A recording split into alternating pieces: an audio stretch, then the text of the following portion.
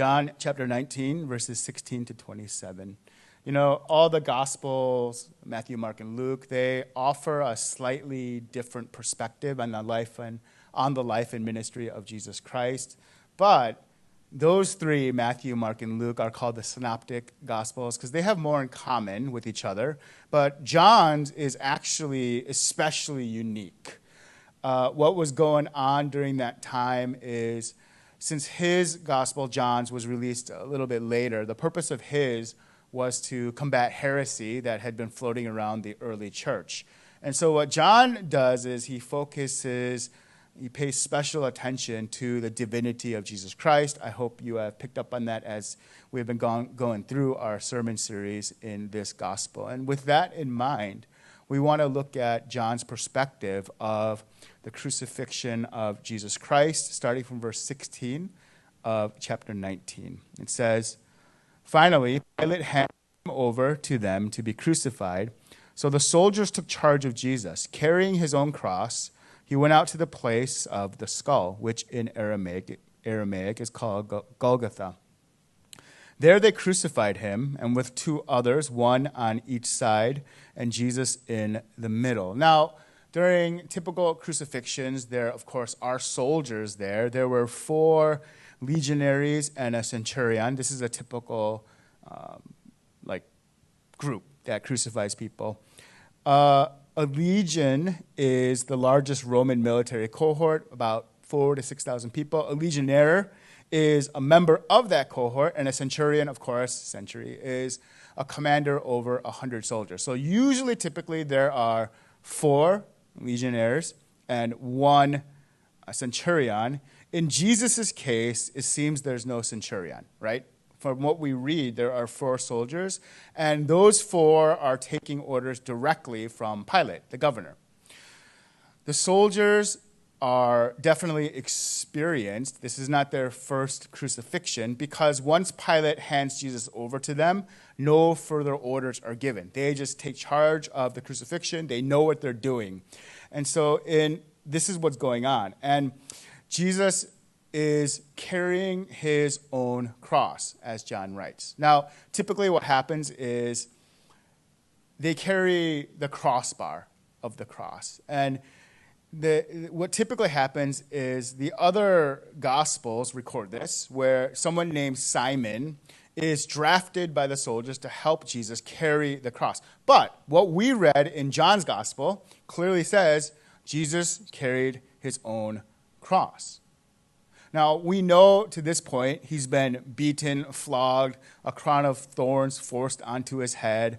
And after all of this brutality, it's no wonder that he would struggle carrying the crossbeam to the place of execution.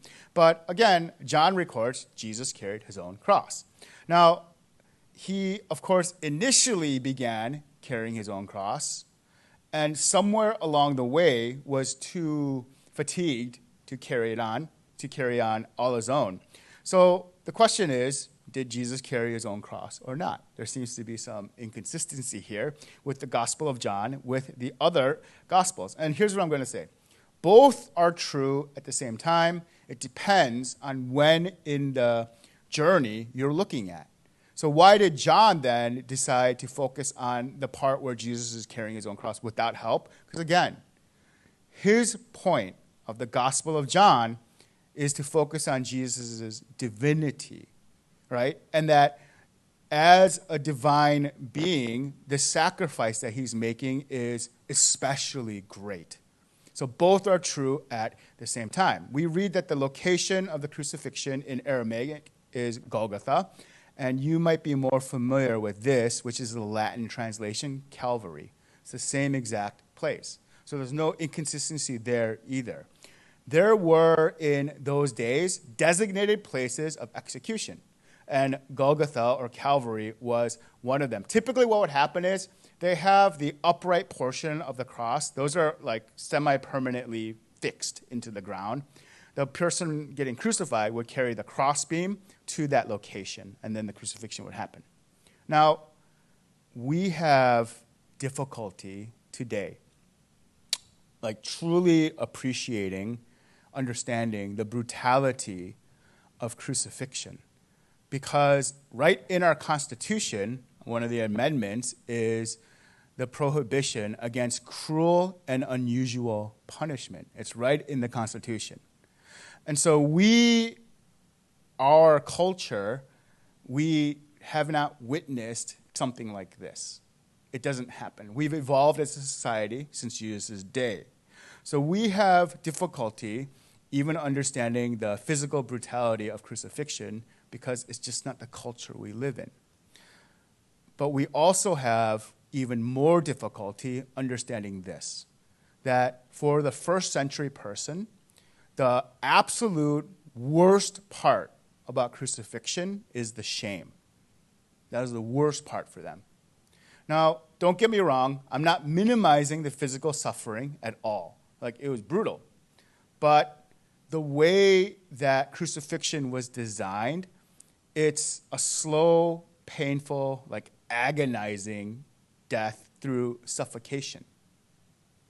There was this one time I remember at one of my Chicago churches, there was a playground, and they had those like monkey bars that you go across. And so I was like, hey, wait a minute. So I put one arm out to my right and one arm to my left, and then I just hung there, right? And then it's true. When you're in that position with your arms out to both sides and you just hang there, you can't breathe. You can, but it's hard. In order to get a real breath of air, you have to pull yourself up. That's the design of the cross. It's a slow suffocation. Now, I'm hanging from 2 monkey bars, right? Not a big deal. But the people who are crucified are nailed to that cross. And so they have to pull themselves up by those nails, which are also supported by ropes, to prolong the suffering that they're in. In Jesus' day, and this is why I say the shame was the worst part. Because in Jesus' day, physical pain and suffering was assumed.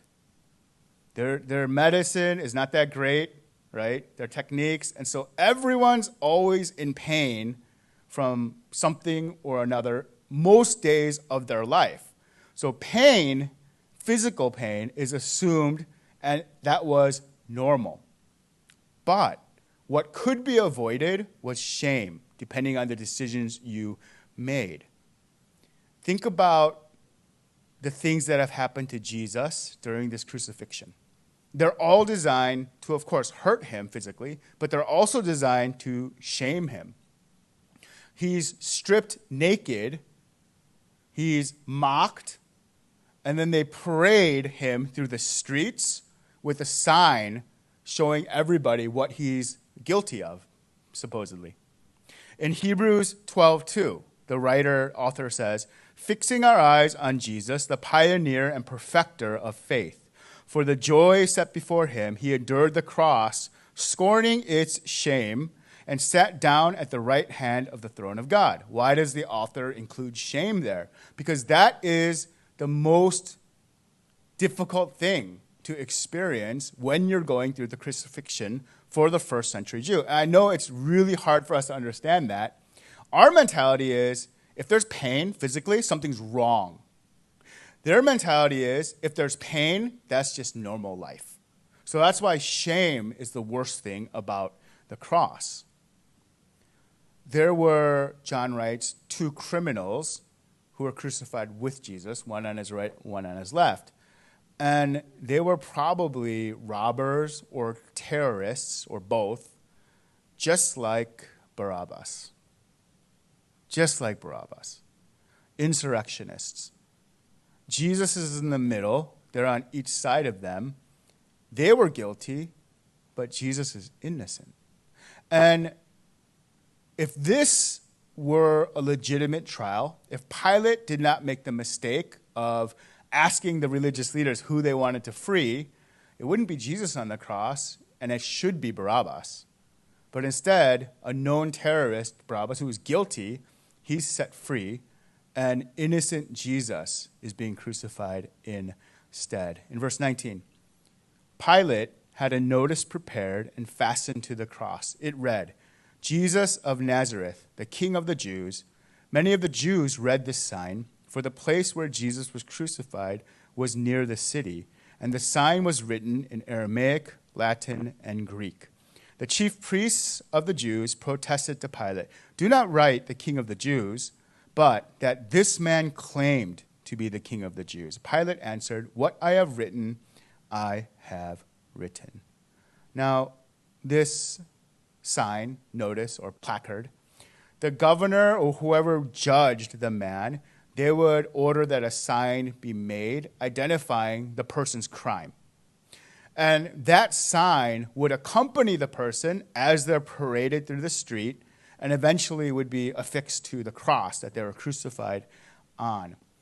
This is so everyone in the crowd would know what this man is accused of.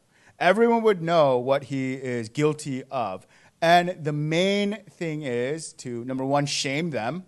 But number two, it was to discourage regular people from doing something like this guy did, to deserve such an awful fate. It would be their fate as well if you do what they do. So that's what the sign was intended for Jesus. And it was written, as John records, in 3 languages. Here's why. Aramaic is the language of most Jews. Latin was the official language of the Romans, right? So like court documents or anything like that. Latin is the official language of the Romans, and Greek was the common language spoken by both of them. So it's kind of like when the maintenance people come to my apartment and they are Spanish-speaking people. I can't speak Spanish. They can't speak Korean. So the common language is English. So that's what's going on, and that's the reason why he writes it in all 3, just to make sure everyone understands what's going on here.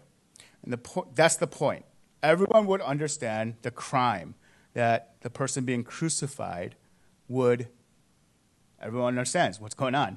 And he wrote on that sign, "King of the Jews." So the official charge is sedition.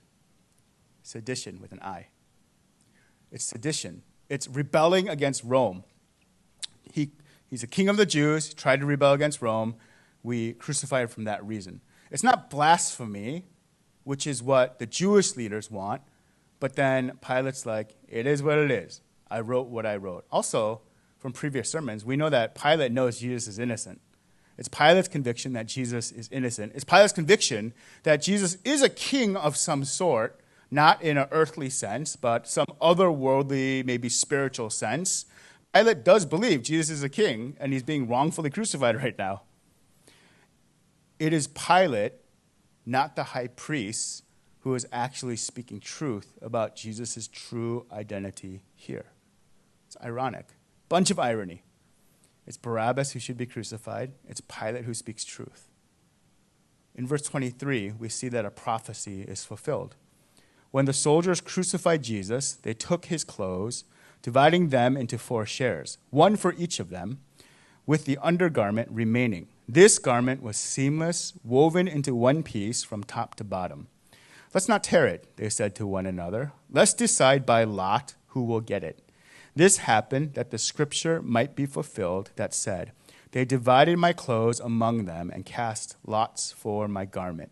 So this is what the soldiers did. Now, this is very typical for the executioners to receive the belongings of the person being crucified. It's kind of like a work bonus, right? And you have to understand that, well, you're like, oh, that's gross. Why would I want someone else's clothes? Because back then, clothes are very valuable because they're poor. Like everything's like a farming society. So it's a work bonus.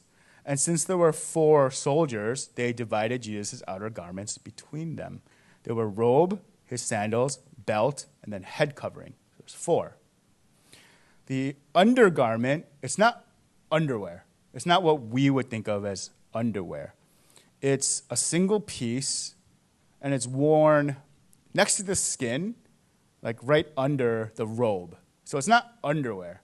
It's kind of like when women used to wear slips underneath their dresses or skirts. It's not underwear, but it's worn underneath the clothing. And casting lots, like when I hear this from American preachers, they say casting lots is like rolling dice. But if you know what a lot looks like in that day, it's more like yutnori, the Korean New Year's game, right? Which are like dice, right? But they're like sticks. So it's more like that. So I thought, well, this is a weird detail to include, John. Although this is typical of crucifixions, that soldiers divide the clothes into four, and why did he include this? And John says, it's so we, the reader, understand that this is God's will. That we, the reader, understand this is God's word being fulfilled. And the quote comes from Psalm 22:18. This is crazy.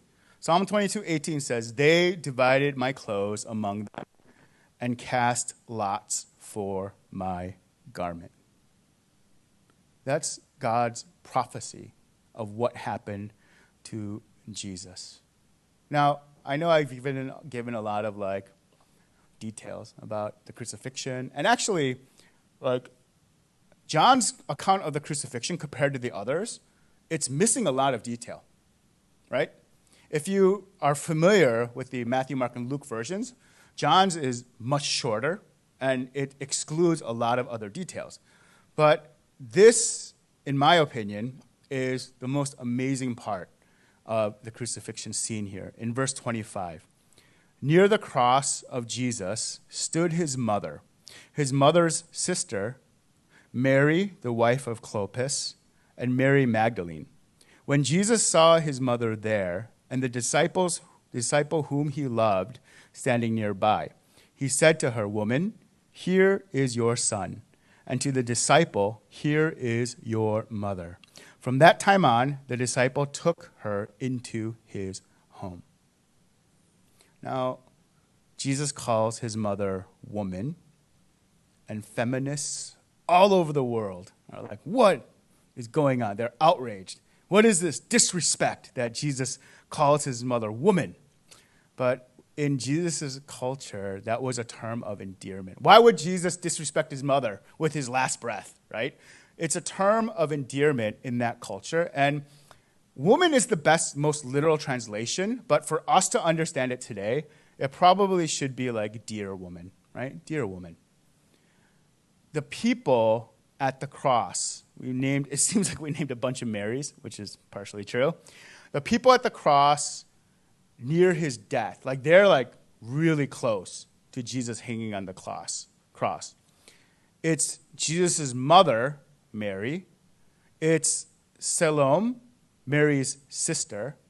Okay?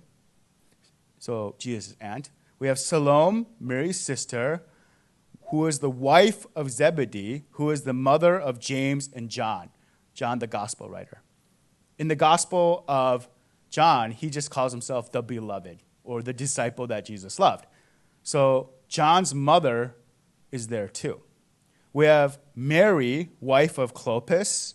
This is James and Joseph's mother, and there are two Jameses as apostles, right?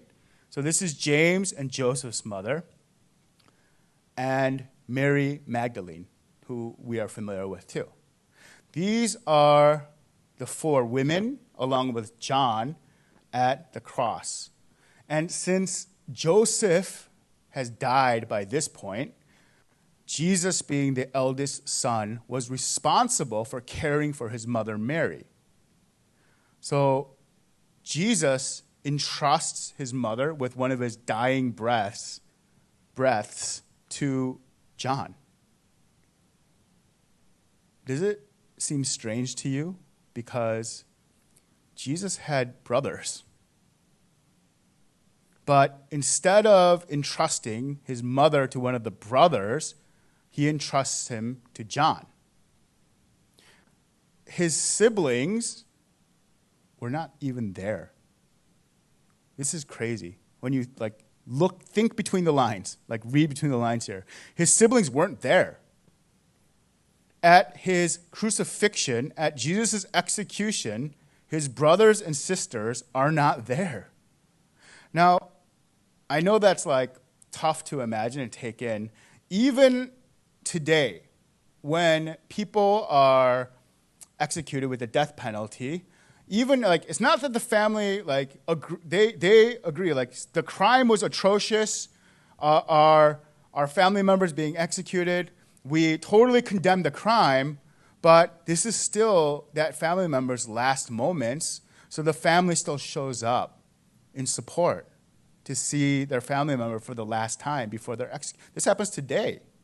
But in Jesus' case, his siblings are not there.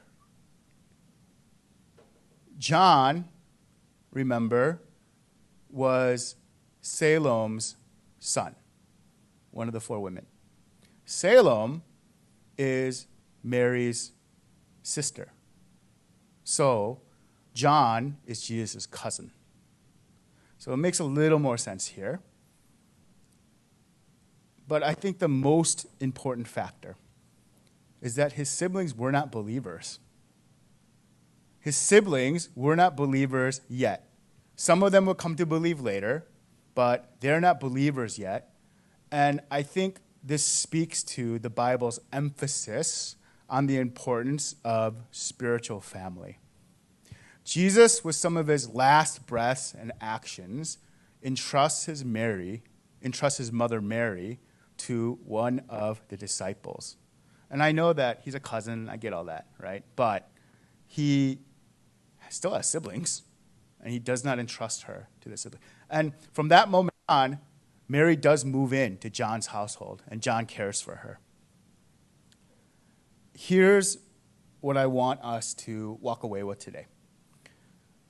Even while suffering the worst physical and psychological torture, Jesus' concern is not for himself. Jesus' concern, it's more on other people and, of course, God's will. But for ourselves, when we have any hardship, we tend to become inward focused. And the greater the perceived hardship, the more inward focused we become. How does Jesus do this? Well, again, I think if we look at Hebrews 2:12-2, fixing our eyes on Jesus, the pioneer and perfecter of faith. Now, Jesus fixed his eyes on God, but fixing our eyes on Jesus, the pioneer and perfecter of our faith, for the joy set before him, he endured the cross, scorning its shame, and sat down at the right hand of the throne of God. Jesus' joy came from doing the will of the Father. And the will of the Father has everlasting fruit. He focused on the joy which allowed him, even during his greatest suffering, to focus on God and focus on other people, the needs of others. And this is so different than our own experience if we're honest. Seriously, when we go through hard times, we become inward focused. The greater the hardship, the more inward focused we become. But we have to remember, and I know this sounds like a cheap, just throwaway statement, but pain in this life is temporary. Joy is eternal. 2 Corinthians 4:17, Paul writes, "For our light and momentary troubles are achieving for us an eternal glory that far outweighs them all." Paul's not saying that we don't go through any hardships. He's saying compared to the eternal glory, that our troubles are light and momentary. This is what Jesus is doing. Even compared to being crucified, the joy that's eternal vastly outweighs the suffering that Jesus is going through. In Revelation 21:4, he will wipe every tear from their eyes. There will be no more death or mourning or crying or pain, for the old order of things has passed away. When we go through hardships and we become self-absorbed, miserable, and moody, that's exactly what Satan wants in our lives. That's exactly what he wants. And we fall for it every single time. Something goes through, and I'm not making light of, life's difficult. I'm not making light of that. But when we become self-absorbed and inward focused, and that's exactly what Satan wants. There, of course, are legitimate situations where we need a mental health day. Trendy thing to say these days. I need a mental health day. I'm not saying that's not true. But for Christians, we don't live there. Look, if we are glorifying God, but we're always miserable in our demeanor or because of life circumstances, that's not very glorifying to God. I'm not saying we have to fake it. I'm saying we have to have a perspective fixed on the future, where Jesus, even in the midst of being crucified, still has joy because he's accomplishing God's will, and he's then able to look out for his mother. I would not blame someone being crucified if they forgot about their responsibility to care for their mother because of the excruciating pain and the shame that they're experiencing, but not Jesus. He still remembers and takes care of his mother even after his human life passes.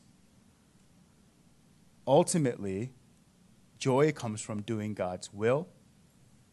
God's will is to focus on him and other people. These are just not positive words. These are backed up by psychology. Do you know there's so much research that demonstrates focusing on being good to others, focusing on helping others, that brings the greatest joy to ourselves. I'm not saying we should give to get. I'm not saying that. I'm just saying it is what it is. It's people who are self-absorbed and just think inwardly, they oftentimes can become the most depressed. But those, regardless of circumstance, who focus on helping other people, they have inner peace and inner joy.